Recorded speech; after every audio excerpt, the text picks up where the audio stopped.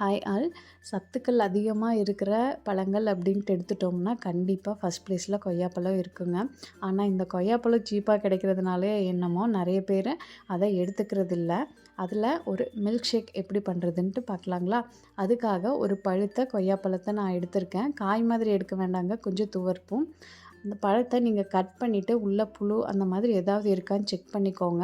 எந்த vegetables fruits எடுத்தாலும் நீங்கள் கட் பண்ணி அப்படியே போடாமல் கட் பண்ணிவிட்டு உள்ளே ஏதாவது இருக்கான்னு செக் பண்ணிவிட்டு யூஸ் பண்ணிக்கோங்க.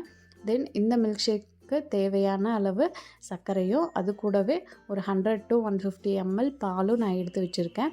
இது எல்லாத்தையுமே ஒரு மிக்சர் ஜார்லேயோ இல்லை ஜூஸர்லேயோ ஆட் பண்ணிக்கோங்க.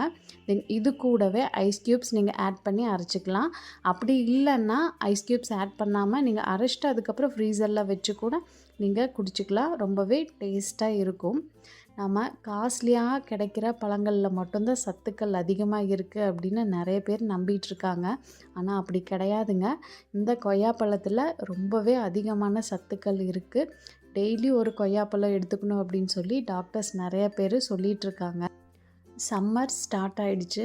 ஸோ குழந்தைங்களுக்கு கடையில் கிடைக்கிற கலரான ஜூஸை வாங்கி கொடுக்காம இந்த மாதிரி ஹெல்த்தியாக ஏதாவது ஃப்ரூட்டில் வீட்லேயே செஞ்சு கொடுங்க.